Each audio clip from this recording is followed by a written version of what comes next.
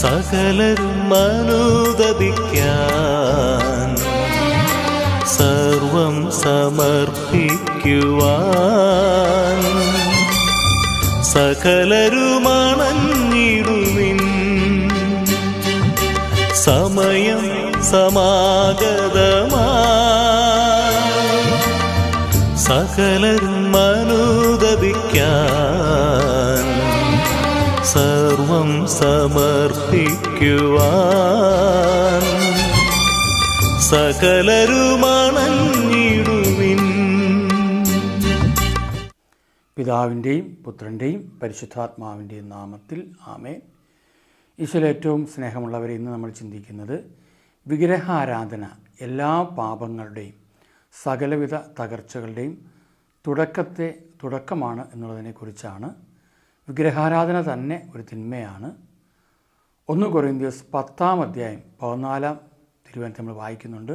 ആകയാൽ പ്രിയപ്പെട്ടവരെ, വിഗ്രഹ ആരാധനയിൽ നിന്ന് ഓടിയകലുവിൻ. അപ്പോൾ വിഗ്രഹാരാധന ആരിലുണ്ടോ അവരെല്ലാവരും മറ്റു പാപങ്ങളുടെ തുടക്കത്തിലേക്ക് അല്ലെങ്കിൽ മറ്റു പാപങ്ങളിലേക്ക് വീഴുന്നു. പാപത്തിലേക്ക് വീഴുക വഴിയായിട്ടും വിഗ്രഹാരാധനയിലേക്ക് കടന്നു വരിക വഴിയായിട്ടും ഒരു വ്യക്തിയുടെ ജീവിതത്തിൽ മറ്റ് തകർച്ചകൾ ആരംഭിക്കുന്നു. പലപ്പോഴും നമ്മൾ തകർച്ചകൾ മാറാൻ വേണ്ടി ശ്രമിക്കും, പക്ഷേ ഈ തകർച്ച വന്നതിൻ്റെ കാരണം എന്താണെന്ന് ആരും കണ്ടെത്തുകയില്ല. അതുകൊണ്ട് തന്നെ പലപ്പോഴും ഈ തകർച്ചകൾ എത്ര പ്രാർത്ഥിച്ചാലും എത്ര ധ്യാനം കൂടിയാലും വചനം കേട്ടു പക്ഷേ അതിന് മാറ്റം ഉണ്ടാകുന്നില്ല. തകർച്ചകൾ നിലനിൽക്കുന്നു. കുറച്ച് ആശ്വാസമൊക്കെ കിട്ടും ദൈവസന്നിധിയിലേക്ക് വരുമ്പോൾ, പക്ഷേ സമ്പൂർണ്ണമായിട്ട് കിട്ടുന്നില്ല. അപ്പം അതുകൊണ്ട് വചനത്തിൽ എപ്രകാരമാണോ അതിനെക്കുറിച്ച് രേഖപ്പെടുത്തിയിരിക്കുന്നത് അതിനെക്കുറിച്ചാണ് നമ്മൾ ചിന്തിക്കുന്നത്. ഞാനൊരു കാര്യം ഓർമ്മപ്പെടുത്തുകയാണ്. നമ്മുടെ താമസത്തുള്ള സൗജന്യ ധ്യാനം, ഫീസോ ശസ്ത്രക്കാഴ്ചയൊന്നുമില്ല, അങ്ങനെയുള്ള ഒരു ധ്യാനം നമ്മൾ കോട്ടയത്ത് ക്രിസ്ത്യൻ ധ്യാന കേന്ദ്രത്തിൽ വെച്ച് ഏപ്രിൽ മാസം 30 മുതൽ മെയ് മാസം 3 വരെ ഒരുക്കിയിട്ടുണ്ട്. അപ്പോൾ നിങ്ങൾ താല്പര്യമുള്ള എല്ലാവരും ദയവായിട്ട് ആ ധ്യാനത്തിൽ സംബന്ധിക്കണമെന്ന് ഓർമ്മപ്പെടുത്തുകയാണ്. മറ്റുള്ളവരോടും പറയുക. എന്തുകൊണ്ടാണ് ഫീസില്ലാത്തതെന്ന് വെച്ചാൽ ഒരുപാട് പേര് സാമ്പത്തിക ബുദ്ധിമുട്ട് അനുഭവിക്കുന്നവരുണ്ട്. നമ്മൾ പറയും നിങ്ങൾക്ക് എന്തെങ്കിലും തരാൻ പറ്റുമെങ്കിൽ തരിക, പക്ഷേ ഒരു നിർബന്ധമല്ല. ഒരു സ്തോത്രക്കാഴ്ചയൊന്നും ഫീസ് മേടിക്കാനായിട്ട് എടുക്കുകയും ചെയ്യുന്നില്ല. ഓരോ വ്യക്തിയുടെ അവസ്ഥകൾ നമുക്ക് അറിയാവുന്നത് കൊണ്ട് ചിലർക്ക് സമ്പത്തുള്ളവരായിരിക്കാം, ചിലർക്ക് സമ്പത്തില്ലാത്തവരായിരിക്കാം. അതിനാൽ ദൈവസന്നിധിയിൽ വിശ്വസ്തയോടെ വചനം കേട്ട് കർത്താവ് നമ്മോട് പറയുന്ന വചനപ്രകാരം ജീവിച്ച് ഇപ്പോൾ നിലവിലുള്ള പ്രശ്നങ്ങളിൽ നിന്നൊരു പരിഹാരം നേടുവാൻ എങ്ങനെ എനിക്ക് മുന്നോട്ട് പോകണമെന്ന് ദൈവവചന അടിസ്ഥാനം നമ്മൾ ചിന്തിക്കുന്ന ഒരു ധ്യാനമാണ്. അതോടൊപ്പം തന്നെ ഈ അന്ത്യകാലത്തിൻ്റെ പ്രത്യേകതകളും നമ്മൾ ചിന്തിക്കുന്നു. കർത്താവിൻ്റെ 2ാമത്തെ വരവുമായിട്ട് ബന്ധപ്പെട്ട കാര്യങ്ങളെക്കുറിച്ചൊക്കെ നമ്മളൊന്ന് ആ ധ്യാനത്തിൽ മനസ്സിലാക്കുകയും ചെയ്യുകയാണ്. കാരണം നമ്മൾ പ്രശ്നങ്ങളിലാണെങ്കിൽ നമുക്കൊരിക്കലും കർത്താവിൻ്റെ വചനം ഗ്രഹിക്കാൻ പറ്റത്തില്ല. ആ പ്രശ്നത്തെക്കുറിച്ചുള്ള ദുഃഖങ്ങളായിരിക്കാം, വേദനകളായിരിക്കാം. പ്രാർത്ഥിക്കുമ്പോഴും ഈ ആകുലത കിടക്കുന്നു, ധ്യാനം കൂടുമ്പോഴും ആകുലത കിടക്കുന്നു. അങ്ങനെയുള്ളവർക്ക് ഒരിക്കലും കർത്താവിൻ്റെ ആഗമനത്തിന് വേണ്ടി ഒരുങ്ങുവാനായിട്ട് സാധ്യമല്ല. അപ്പോൾ അതുകൊണ്ടാണ് നിങ്ങൾ താല്പര്യമുള്ളവർ എത്രയും വേഗത്തിൽ ഫോൺ വിളിച്ച് പേരുകൾ തരണം, നിങ്ങൾക്ക് വേണ്ടി പ്രാർത്ഥിക്കും എന്ന് ഓർമ്മപ്പെടുത്തുകയാണ്. എല്ലാ മാസവും നമ്മൾ അങ്ങനെയുള്ള ധ്യാനങ്ങൾ ക്രമീകരിക്കാൻ ആഗ്രഹിക്കുന്നുണ്ട്. അപ്പോൾ സാധിക്കുന്ന എല്ലാവരും അതിൽ പങ്കെടുക്കുക. വ്യത്യസ്തമായൊരു ധ്യാനാനുഭവത്തിലേക്കാണ് നമ്മൾ കടന്നു പോവുക. കാരണം പരിശുദ്ധ കുർബാനയും കുമ്പസാരം എല്ലാം ഉണ്ട്. എന്നാൽ ദൈവവചനത്തിൻ്റെ ഒരു ആഴങ്ങളിലേക്ക് നമ്മൾ കടന്നു വന്ന് കർത്താവ് എന്താണ് എൻ്റെ പ്രശ്നങ്ങളെക്കുറിച്ചും എൻ്റെ പ്രയാസങ്ങളെക്കുറിച്ചും എൻ്റെ രോഗത്തെക്കുറിച്ചും കടബാധയെക്കുറിച്ചും തകർച്ചയെക്കുറിച്ചും പറയാൻ ആഗ്രഹിക്കുന്നത് എന്നുള്ളത് വചനത്തിലൂടെ നമ്മൾ കണ്ടെത്തുകയാണ്. അപ്പോൾ നമ്മൾ വിഗ്രഹാരാധനയുടെ ബന്ധനം, പലരും പറയും ഞങ്ങൾ വിഗ്രഹാരാധകരല്ല, ഞങ്ങൾ അങ്ങനെയൊന്നും ചെയ്തിട്ടില്ല എന്നൊക്കെ പറയുന്ന പല വ്യക്തികളുണ്ട്. അങ്ങനെയെങ്കിൽ നമ്മിൽ ചില പ്രശ്നങ്ങൾ കിടപ്പുണ്ട്, ചില പാപങ്ങൾ കിടപ്പുണ്ട്. ആ പാപത്തിൻ്റെ എല്ലാം അടിസ്ഥാന കാരണം വിഗ്രഹാരാധനയാണ്. അങ്ങനെയെങ്കിൽ പലരും കിടക്കുന്ന ഈ പാപം മാറാനല്ല ആഗ്രഹിക്കേണ്ടത്. വിഗ്രഹാരാധനയിൽ നിന്ന് നിങ്ങൾ ഓടി അകന്നു കഴിഞ്ഞാൽ നിങ്ങൾക്ക് ആ പാപത്തിന് മോചനം ലഭിക്കും. ഇപ്പോൾ മദ്യപാനം വിഗ്രഹാരാധന മൂലം വരുന്നതാണ്. അതുപോലെ തന്നെ ദുർമരണങ്ങൾ വിഗ്രഹാരാധന മൂലം വരുന്നതാണ്. ഞാൻ ബൈബിളിൽ നിന്ന് വായിക്കാം, അപ്പോൾ നിങ്ങൾക്ക് പിടികിട്ടും. ജ്ഞാനത്തിൻ്റെ പുസ്തകം 14-ാം അധ്യായം അതിൻ്റെ 27-ാം തിരുവചനം. പേര് പറയാൻ കൊള്ളാത്ത വിഗ്രഹങ്ങളുടെ ആരാധനയാണ് എല്ലാ തിന്മകളുടെയും ആരംഭവും കാരണവും അവസാനവും.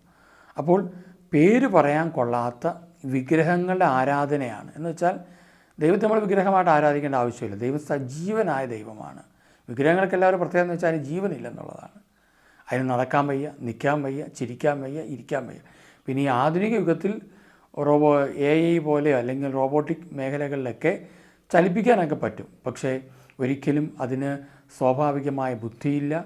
കഴിവുകൾ പലതും കമ്പ്യൂട്ടർ സഹായത്തോടെ പ്രകടിപ്പിച്ചേക്കാം. പക്ഷേ ഒരു കാര്യം അറിഞ്ഞ് ചെയ്യുവാനുള്ള വിവേകശക്തി അതിനില്ല, അതിന് ആത്മാവില്ല എന്നുള്ളതാണ്. അപ്പോൾ അതുകൊണ്ട് പറയുകയാണ്, പേര് പറയാൻ കൊള്ളാത്ത വിഗ്രഹങ്ങളുടെ ആരാധനയാണ് എല്ലാ തിന്മകളുടെയും ആരംഭവും കാരണവും അവസാനവും. അപ്പോൾ പേര് പറയാൻ കൊള്ളാത്ത വിഗ്രഹങ്ങളുടെ ആരാധന, അപ്പോൾ അത്രത്തോളം മ്ലേച്ഛമായ പ്രവൃത്തി. എല്ലാ തിന്മകളുടെയും ആരംഭം അതാണ്, കാരണവും അതിൻ്റെ അവസാനവും അതാണ്. എന്നെ കേൾക്കുന്ന നിങ്ങൾക്ക് ഒരു തകർച്ചയുണ്ടെങ്കിൽ അതിൻ്റെ പിന്നാമ്പുറങ്ങൾ എവിടെയോ ദൈവവുമായിട്ടുള്ള ബന്ധം വിച്ഛേദിക്കപ്പെട്ടിട്ടുണ്ട്. കാരണം ദൈവം ഒരിക്കലും നമ്മളെ നശിപ്പിക്കുന്നവനല്ല, തകർക്കുന്നവനല്ല, നമ്മുടെ ജീവിതത്തെ ഇല്ലാതാക്കുന്നവനല്ല. നഷ്ടപ്പെട്ടു പോയതിനെ പുനരുദ്ധരിക്കുന്നൊരു ദൈവമാണ് നമുക്കുള്ളത്. പല സന്ദേശങ്ങളിലൂടെ അത് നിങ്ങൾ കേട്ടിട്ടുണ്ട്.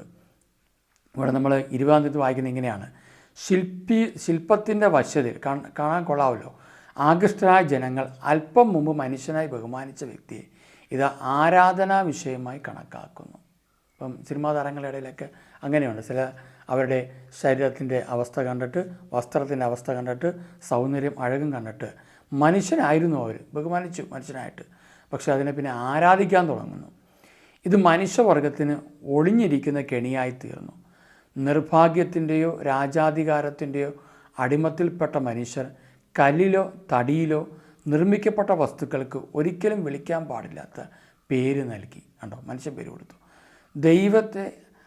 ദൈവത്തെക്കുറിച്ചുള്ള അറിവിൽ അവർക്ക് തെറ്റുപറ്റിയെന്ന് മാത്രമല്ല, സംഘർഷത്തിൽ ജീവിക്കുന്ന അവർ വലിയ തിന്മകളെ സമാധാനമെന്ന് വിളിക്കുകയും ചെയ്തു. ഇത് നടന്നുകൊണ്ടിരിക്കുന്നതാണ്. മുൻ സന്ദേശങ്ങളൊക്കെ ചിലത് കയറി വന്നിട്ടുണ്ട്. ഞാനത് പെട്ടെന്ന് വായിച്ചു പോകാം. ഇതൊക്കെ തമ്മിലുണ്ടോ? ശിശുബലി, ഗൂഢാനുഷ്ഠാനങ്ങൾ, വിചിത്ര ആചാരങ്ങൾ, മധുരോത്സവം, അതുപോലെ ചതി, വ്യഭിചാരം, ചതിയിൽ കൊല്ലുക, വ്യഭിചാരത്തിൽ ദുഃഖിപ്പിക്കുക, രക്തച്ചൊരിച്ചിൽ, കൊല, മോഷണം, ചതി, അഴിമതി, അവിശ്വസ്തത, കലാപം, സത്യലംഘനം, ശരിയെന്നുള്ള ആശയക്കുഴപ്പം, കൃതജ്ഞത, ദൂഷണം, ലൈംഗിക വൈകൃതം. ഈ ലൈംഗിക വൈകൃതത്തിന് ഒരുപാട് മേഖലകൾ നമുക്ക് കാണാൻ പറ്റും. മൃഗങ്ങൾക്ക് പോലും സ്വസ്ഥമായിട്ട് ജീവിക്കാൻ പറ്റുന്നില്ല. വിവാഹ തകർച്ച, വ്യഭിചാരം, വിഷയാസക്തി ഇവ നടമാടുന്നു. ഇവ ഇങ്ങനെ മുന്നോട്ട് പോയിക്കൊണ്ടിരിക്കുക. എന്നിട്ട് പറയുകയാണ്, പേര് പറയാൻ കൊള്ളാത്ത വിഗ്രഹങ്ങളുടെ ആരാധനയാണ് എല്ലാ തിന്മകളുടെ ആരംഭവും കാരണവും അവസാനവും. അവയെ ആരാധിക്കുന്നവർ മതോന്മത്തരാവുകയും ഇന്ന് ദൈവാലയങ്ങളിൽ പോലും രൂപങ്ങൾ എടുത്തുകൊണ്ട്, രൂപം വെച്ചിരിക്കുന്നത് എന്താണെന്ന് വെച്ച് കഴിഞ്ഞാൽ ഒരു വിശുദ്ധൻ ആരാണ്, വിശുദ്ധ ആരാണെന്ന് ദൈവജനത്തിന് അവർ ജീവിച്ചിരുന്ന കാലഘട്ടങ്ങളിലെ ചരിത്രം പറഞ്ഞു കൊടുത്ത് ക്രിസ്തുവിന് വേണ്ടി ഈ കാലഘട്ടത്തിൽ ജീവിക്കണമെന്ന് ഉദ്ബോധിപ്പിക്കുന്നതാണ്. അല്ലാതെ ആ വിഗ്രഹത്തിനൊന്നും ഒരു ശക്തിയില്ല, ആ രൂപത്തിനൊന്നും ഒരു ശക്തിയില്ല. പക്ഷേ ഇത് പറഞ്ഞ് മനസ്സിലാക്കി കൊടുക്കുന്നില്ല, വ്യക്തമാക്കി മനസ്സിലാക്കി കൊടുക്കുന്നില്ല. അതുകൊണ്ട് എന്ത് പറ്റി? എല്ലാവരും തൊട്ടുമുതലോ മാത്രമേ നടക്കുന്നുള്ളൂ, ഒരു വിശുദ്ധ ജീവൻ നയിക്കുന്നില്ല. എന്നിട്ട് പറയുകയാണ്, ഇങ്ങനെ മതോന്മത്തരാവുകയും നുണകൾ പ്രവചിക്കുകയും നീതികേടായി ജീവിക്കുകയും കൂസലേന്യെ സത്യം ലംഘിക്കുകയും ചെയ്യുന്നു. കണ്ടോ, അവർക്ക് ഒരു കൂസലുമില്ല സത്യം ലംഘിക്കുന്നതിൽ. എല്ലായിടത്തും അനീതി കാണിക്കുക. പിന്നെയോ മതോന്മത്തരായ ചുമ്മാ കിടന്നെങ്കിൽ ഡാൻസ് കളിക്കുക, രൂപങ്ങളുടെ മുമ്പിൽ കിടന്ന് അഴിഞ്ഞാട്ടം. പഴയ നിയമത്തിൽ നമ്മൾ കണ്ട അഴിഞ്ഞാട്ടം, അങ്ങനെയുള്ള ഒരു അഴിഞ്ഞാട്ടത്തിൻ്റെ അവസ്ഥയിലേക്ക് മനുഷ്യൻ പോയിക്കൊണ്ടിരിക്കുക. ആണും പെണ്ണും കിടന്ന് അഴിഞ്ഞാടുക ദേവാലയങ്ങളിലൊക്കെ. അതൊന്നും ആരാധന ഭാഗമേ അല്ല. ഇത് കണ്ടും കൊണ്ട് ആസ്വദിക്കുന്ന സഭാധികാരികളും ഉണ്ടെന്നുള്ളതാണ് സത്യം. അങ്ങനെയൊക്കെ കുറേ നടക്കുന്നുണ്ട്. ഇവർ കുറേ പേരെ കൂട്ടം കൂടി, ഇങ്ങനെയുള്ള ഈ ഗണത്തിൽപ്പെട്ട കൂട്ടം കൂടി ഇങ്ങനെ, ഇതൊന്നും കുഴപ്പമില്ല. അങ്ങനെ ഓരോ ദിവസവും ദൈവാരാധനയല്ല വർദ്ധിക്കുന്നത്, പിശാചിൻ്റെ അഴിഞ്ഞാട്ടമാണ് വർദ്ധിച്ചുകൊണ്ടിരിക്കുന്നത്. പിശാചിന് അതുവഴി എന്ത് പറ്റും? ഒരുപാട് പേരെ നരകത്തിൽ കൊണ്ടുപോകാൻ പറ്റും. ഈ നരകത്തിൽ കൊണ്ടുപോകാൻ വേണ്ടി ഇരിക്കുന്ന ഇങ്ങനെയുള്ള ആൾക്കാർക്ക് പിന്നെ പറയുന്നത് എന്തോന്നറിയോ? നിങ്ങളെല്ലാം ഇങ്ങനെ ആരാധിച്ച സ്വർഗത്ത് പോകുന്ന എന്തുമാത്രം നുണകളെ പ്രചരിപ്പിക്കുന്ന. അപ്പോൾ എഴുതി വച്ചിരിക്കുകയാണ്, നുണകൾ പ്രവചിക്കുകയും നീതികേട ജീവിക്കുകയും ചെയ്യുന്നു. ഇനി ഒരുപാട് മറ്റൊരു മേഖലകൾ പറയുകയാണ്, കള്ളസത്യം ചെയ്യുന്നു, അതുപോലെ തന്നെ കരനിർമ്മിത വിഗ്രഹം ശപിക്കപ്പെട്ടതാണ്, അത് നിർമ്മിച്ചവനും ശപിക്കപ്പെട്ടവൻ. അധർമ്മിയെയും അവൻ്റെ അധർമ്മത്തെയും ദൈവം ഒന്നുപോലെ വെറുക്കുന്നു. ശില്പത്തോടൊപ്പം ശില്പിയും അവിടുന്ന് ശിക്ഷിക്കും. അപ്പസ്തോല പ്രവർത്തനം 7:41 നമ്മളിങ്ങനെ വായിക്കുന്നുണ്ട്. അവർ ആ ദിവസങ്ങളിൽ ഒരു കാളക്കുട്ടിയെ നിർമ്മിച്ച് ആ വിഗ്രഹത്തിന് ബലിയർപ്പിച്ചു. അപ്പം ഒരു വ്യക്തി വിഗ്രഹാരാധന നടത്തിയാൽ ദൈവം അവരിൽ നിന്ന് മുഖം തിരിക്കും. അതിന് യാതൊരു മാറ്റവുമില്ല. അപ്പോൾ ചോദിക്കും, കർത്താവ് നീ ഇതൊന്നും കാണുന്നില്ലേന്ന്. കർത്താവ് എന്നെ നോക്കിക്കൊണ്ടിരിക്കുകയാണെങ്കിലേ കാണാൻ പറ്റൂ. കർത്താവ് മുഖം തിരിച്ച് എന്തുകൊണ്ടാണ്? കർത്താവിന് കാണാൻ താല്പര്യമില്ലാത്ത കാര്യങ്ങൾ നമ്മുടെ ജീവിതത്തിൽ നടക്കുന്നു. അതുകൊണ്ട് കർത്താവ് മുഖം തിരിച്ചു. ഇപ്പം നമുക്കറിയാം, ഒരു മ്ലേച്ഛ പ്രവൃത്തി ഒരു സ്ഥലത്ത് നടന്നുകൊണ്ടിരിക്കുക, അത് നോക്കി ആസ്വദിക്കുന്നവരുണ്ട്. എന്നാൽ മ്ലേച്ഛ പ്രവൃത്തി കാണണ്ട, അത് മ്ലേച്ഛതയെന്ന് മനസ്സിലാക്കിയാൽ എന്തു ചെയ്യും? വിശുദ്ധി ജീവിക്കാൻ ആഗ്രഹിക്കുന്ന ആൾ മുഖം തിരിച്ച് മാറിപ്പോവും. അപ്പം നമ്മിൽ നിന്ന് കർത്താവ് ആഗ്രഹിക്കുന്നത് പരിശുദ്ധ പ്രവൃത്തിയാണ്. അത് നമ്മൾ പ്രവർത്തിക്കാതിരിക്കുമ്പോൾ എന്തു പറ്റും? കർത്താവ് മുഖം തിരിക്കും. ഇപ്പോൾ ചോദിച്ചൊരു പ്രസക്തിയുണ്ടോ? കർത്താവ് നീ എന്താ ഇതൊന്നും കാണുന്നില്ലേ, ഇതൊന്നും കേൾക്കുന്നില്ലേ, ഇതൊന്നും അറിയുന്നില്ലേ? നമ്മൾ ചോദിച്ചുകൊണ്ടിരിക്കുക. കർത്താവിൻ്റെ മുഖം എന്നേ തിരിഞ്ഞിരിക്കുന്നു. കാര്യം എന്താ? അവർ ആ ദിവസങ്ങൾ ഒരു കാളക്കുട്ടിയെ നിർമ്മിച്ച്, എന്നുവെച്ചാൽ അന്യദേവാരാധന, ആ വിഗ്രഹത്തെ ബലിയർപ്പിച്ചു. സ്വന്തം കരവേലകൾ അവർ ആഹ്ലാദ പ്രകടനം നടത്തി.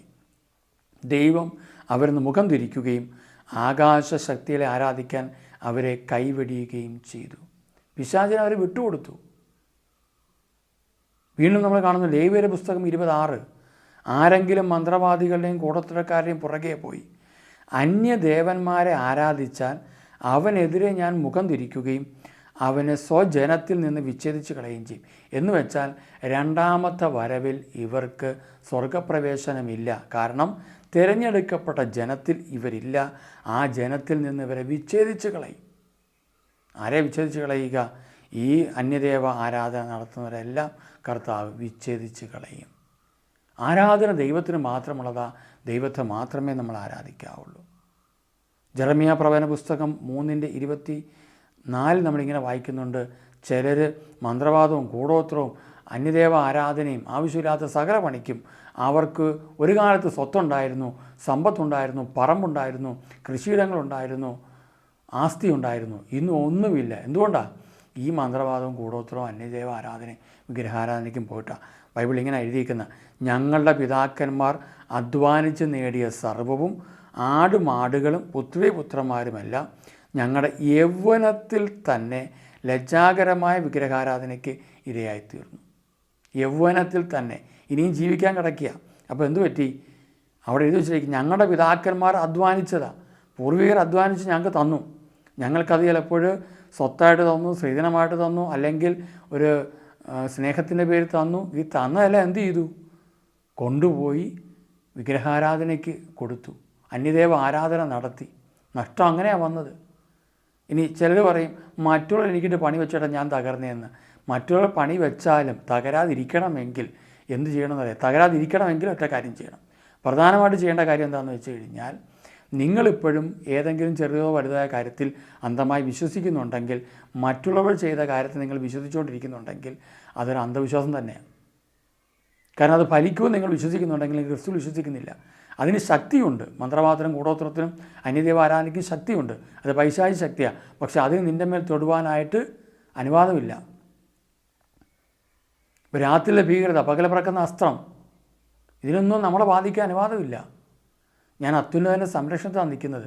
ചുമ്മാ സങ്കീർത്തനം 91 ചൊല്ലിയതുകൊണ്ട് സംരക്ഷണം കിട്ടത്തില്ല. കർത്താവിൻ്റെ വഴിയോടെ നടക്കണം, എങ്കിലേ കിട്ടുകയുള്ളൂ. പലരും ധാരണ കുറേ പ്രാർത്ഥനകളങ്ങ് ചൊല്ലിക്കഴിഞ്ഞാൽ സ്വർഗത്ത് പോകാമെന്നാണ്. നടക്കുന്ന കാര്യമല്ല. കർത്താവ് നീതിമാനാണ്, വിശ്വസ്തനാണ്. കർത്താവ് നിൻ്റെ പ്രവൃത്തികളെ നോക്കുന്നു. ദൈവിക പ്രവൃത്തി ചെയ്യാൻ വിളിക്കപ്പെട്ട് ഈ ഭൂമിയിലേക്ക് വന്ന മനുഷ്യൻ പൈശാചിക പ്രവൃത്തി ചെയ്തു കഴിഞ്ഞാൽ അവൻ്റെ കുടുംബം വേരോടെ തകർന്നു പോകും. ഒരു കാലത്ത് പ്രതാപത്തോടെ ഇരുന്നവർ, കോടികളും ലക്ഷങ്ങളും ആസ്തി ഉണ്ടായിരുന്ന മനുഷ്യർ എങ്ങനെ തകർന്നു എന്ന് വെച്ചാൽ ഒറ്റ ഉത്തരമേ ഉള്ളൂ: വിഗ്രഹാരാധന. തെളിയിച്ചു തരാം. കാര്യങ്ങളങ്ങോട്ട് സംസാരിച്ച് തുടങ്ങിക്കോ, കാണാൻ പറ്റും. അവർക്ക് കിട്ടിയ ആദായം മുഴുവൻ ഇതിനു വേണ്ടി. ചിലപ്പോൾ പറയും, അത് ഞങ്ങൾ പള്ളിക്ക് കൊടുത്തു. പള്ളിയിലും വിഗ്രഹാരാധന നടക്കുന്നുണ്ട്, അതിന് കൊടുത്തു കാണും. രൂപം മേടിച്ചു കൊടുത്തു, ഏറ്റവും വലിയ വിഗ്രഹാരാധനയല്ലേ. ഈ വിഗ്രഹാരാധന എല്ലാം പ്രോത്സാഹിപ്പിച്ചുകൊണ്ടിരിക്കുക. ഞങ്ങളുടെ പിതാക്കന്മാർ അധ്വാനിച്ച് നേടിയ സർവ്വവും ആടുമാടുകളും പുത്രന്മാരുമെല്ലാം എന്ന് വെച്ചാൽ തലമുറ മുഴുവൻ പോയി. ഞങ്ങളുടെ യൗവനത്തിൽ തന്നെ ലജ്ജാകരമായ വിഗ്രഹാരാധനയ്ക്ക് ഇരയായിത്തീർന്നു. അതുകൊണ്ട് ഇങ്ങനെയുള്ളവരുടെ ഗണത്തിൽ പാപിയെ സ്നേഹിച്ചോ, പക്ഷേ അവനോട് കൂടെ ചേർന്ന് ഇടപാട് നിൽക്കരുത്. പുറപ്പാട് പുസ്തകം 23:33 അവർ നിൻ്റെ നാട്ടിൽ വസിച്ചുകൂടാ, വസിച്ചാൽ എനിക്കെതിരായി പാപം ചെയ്യാൻ അവർ നിന്നെ പ്രേരിപ്പിക്കും. നീ അവരുടെ ദേവന്മാരെ ആരാധിച്ചാൽ അത് നിനക്കൊരു കെണിയായി തീരുകയും ചെയ്യും. ഇന്ന് സകല എണ്ണം കെണിപ്പെട്ട് കിടക്കുക. അതുകൊണ്ട് കഴിഞ്ഞ കാലഘട്ടം എങ്ങനെയാണോ അതിൽ തിരിച്ചു വരിക. പത്രോസ്ലീഹ പറയുകയാണ്, 1 പത്രോസ് 4:3 നമ്മൾ വായിക്കുന്നു, വിജാതിയർ ചെയ്യാൻ ഇഷ്ടപ്പെടുന്നത് പോലെ അഴിഞ്ഞാട്ടത്തിലും, ഞാൻ നേരത്തെ പറഞ്ഞ വാക്കാ, അഴിഞ്ഞാട്ടത്തിലും ജഡമോഹത്തിലും മദ്യപാനത്തിലും മദ്യപാനികളുടെ വീട്ടിൽ മുഴുവൻ വിഗ്രഹാരാധന നടന്നിട്ടുണ്ട്. വിഗ്രഹാരാധന നടന്ന വ്യക്തിയെ മദ്യപിക്കാൻ പറ്റുള്ളൂ. കാരണം അവർ അന്യദേവാരാധന എവിടെ നടത്തി, അതിൻ്റെ ബന്ധനം അവരുടെ രക്തത്തിൽ കിടപ്പുണ്ട്. ഇല്ലെന്ന് ആരും പറയേണ്ട, തെളിയിക്കാൻ പറ്റും ബൈബിൾ പ്രകാരം. കാരണം കർത്താവിൻ്റെ കൂടെ കർത്താവിനെ ആരാധിക്കുന്ന ഒരാൾക്ക്, ദൈവത്തെ ശരിയായി ആരാധിക്കുന്ന ഒരാൾക്ക് മദ്യപാനവും വ്യഭിചാരവും അതുപോലെ പ്രവർത്തിയും ചെയ്യാൻ പറ്റില്ല. ബൈബിൾ വചന പ്രകാരം അങ്ങനെ തന്നെയാണ്, ജീവിതം അങ്ങനെ തന്നെയാണ് നമ്മൾ ക്രമീകരിക്കേണ്ടത്. ഇവിടെ പറയുക, വിജാതിയർ, ദൈവത്തെ അറിയാത്തവർ ചെയ്യാൻ ഇഷ്ടപ്പെടുന്നത് പോലെ അവരങ്ങനെ ചെയ്യുന്ന അഴിഞ്ഞാട്ടത്തിലും ജഡമോഹത്തിലും മദ്യപാനത്തിലും മധുരോത്സവത്തിലും മാദ്യം പറഞ്ഞ് ജീവിക്കുക, നിഷിദ്ധമായ വിഗ്രഹാരാധനയിലും മുഴുകി നിങ്ങൾ മുമ്പ് വളരെ കാലം ചെലവഴിച്ചു. ഇനി അങ്ങനെ ചെലവഴിക്കരുത്. മുമ്പ് ചെലവഴിച്ചു, ഇനി അങ്ങനെ ചെലവഴിക്കരുത്. വെളിപാട് പുസ്തകം 22:15 നമ്മൾ വായിക്കുന്നു, നായ്ക്കളെന്ന് വെച്ചാൽ നായ ഛർദ്ദിച്ചത് വീണ്ടും ഭക്ഷിക്കും എന്നൊരു അടിസ്ഥാനത്തെ പറഞ്ഞത്. ധ്യാനം കൂടുമ്പം എല്ലാം ഛർദ്ദിക്കും, പാപം എല്ലാം ഉപേക്ഷിക്കും, ഇനി നല്ലൊരു ജീവൻ നയിക്കാമെന്ന് വിചാരിക്കും. കുറച്ച് കഴിയുമ്പം ആ ഛർദ്ദിച്ച സാധനം തന്നെ തിരിച്ചെടുത്ത് കഴിക്കും, പിന്നെ വേറെയും കൂടെ കുറച്ച് കഴിക്കും. നായയുടെ സ്വഭാവം. നായ്ക്കളും മന്ത്രവാദികളും വ്യഭിചാരികളും കൊലപാതകികളും വിഗ്രഹാരാധകരും അസത്യത്തെ സ്നേഹിക്കുകയും അത് പ്രവർത്തിക്കുകയും ചെയ്യുന്ന സകലരും പുറത്ത്. വെളിപാട് പുസ്തകത്തിൽ പറയുക, കർത്താവിൻ്റെ പ്രത്യാപനത്തെക്കുറിച്ച് പറയുകയാണ്, രണ്ടാമത്തെ വരവിൽ ഇവരെല്ലാവരും പുറത്ത്. ഇനി എന്നെ കേൾക്കുന്ന ആരെങ്കിലും വലിയ വ്യാമോഹത്തോടെ കർത്താവിൻ്റെ വരവിൽ ഈ പോക്ക് പോയാൽ രക്ഷപ്പെടുമെന്ന് വിചാരിച്ച് കർത്താവ് അങ്ങ് കരുണയുള്ളവനാണ് കൊണ്ടുപോകുമെന്ന് വിചാരിച്ചിട്ടുണ്ടെങ്കിൽ, ഈ പറഞ്ഞ ലിസ്റ്റുകളിലൊക്കെ പെട്ടിട്ടുണ്ടെങ്കിൽ ഒരിക്കലും പോകത്തില്ല. അവർ പുറത്താണ്. അവർ ദൈവരാജ്യത്തിന് പുറത്താണ്, സ്വർഗത്തിന് പുറത്താണ്, നിത്യതയിൽ നിന്ന് അവർ പുറത്താണ്. നിത്യ നരകം അവർക്കുള്ളത്. അതുകൊണ്ട് ഓരോ വ്യക്തിയും ചിന്തിച്ചോണം, വളരെ ഗൗരവത്തോടെ സമയമായിട്ടുണ്ട്, സമയസമാഗതമായിട്ടുണ്ട്, തിരിച്ചു വരേണ്ട സമയമായിട്ടുണ്ട്.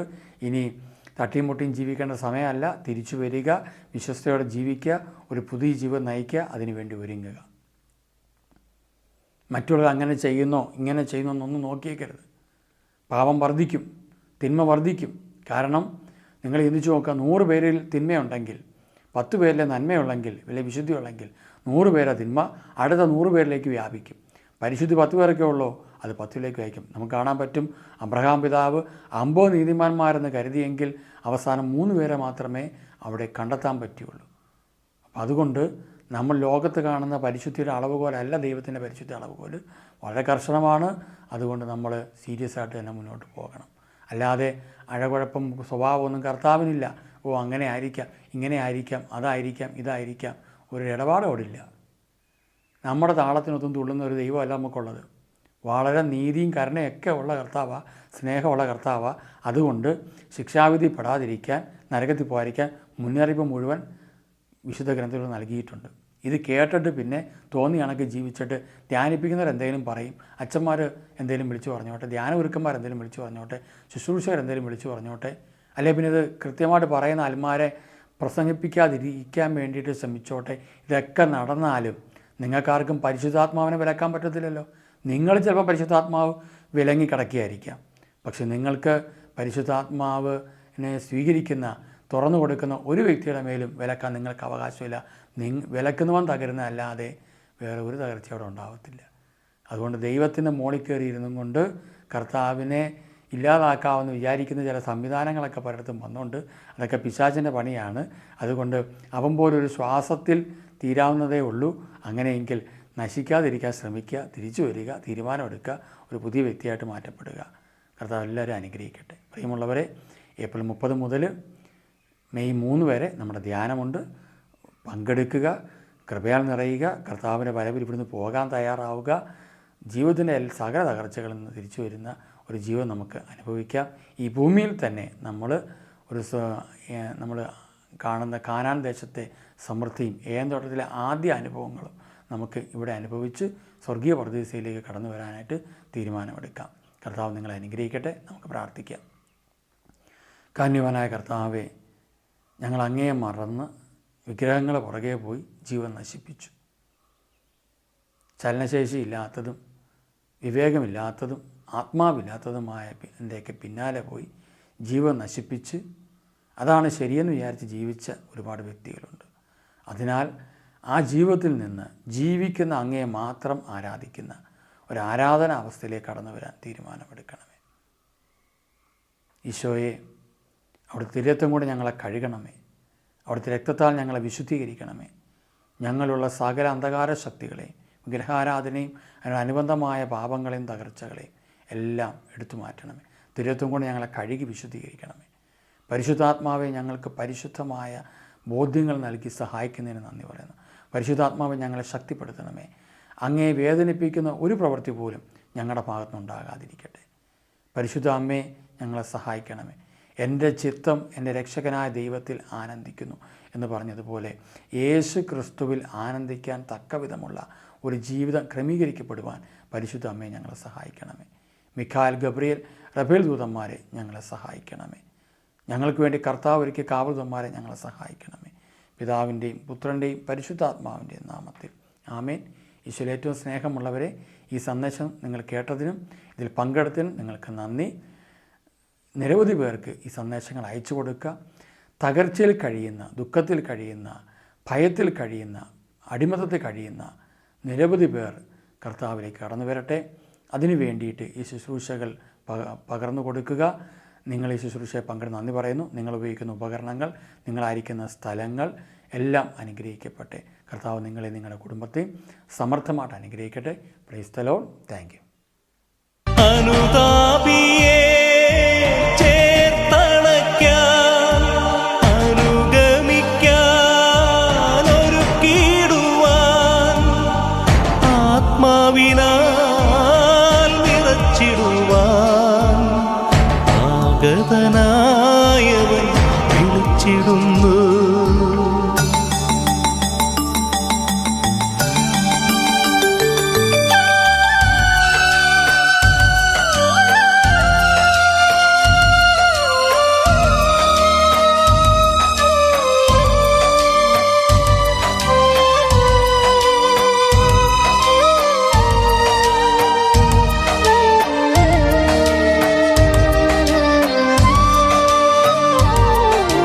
തിരുവഴി വിട്ട് മരുഭൂവിലലയുന്ന പാപം വെടിഞ്ഞിടുവിൻ. തിരുവഴി വിട്ട് മരുഭൂവിലലയുന്ന പാപം വെടിഞ്ഞിടുവിൻ.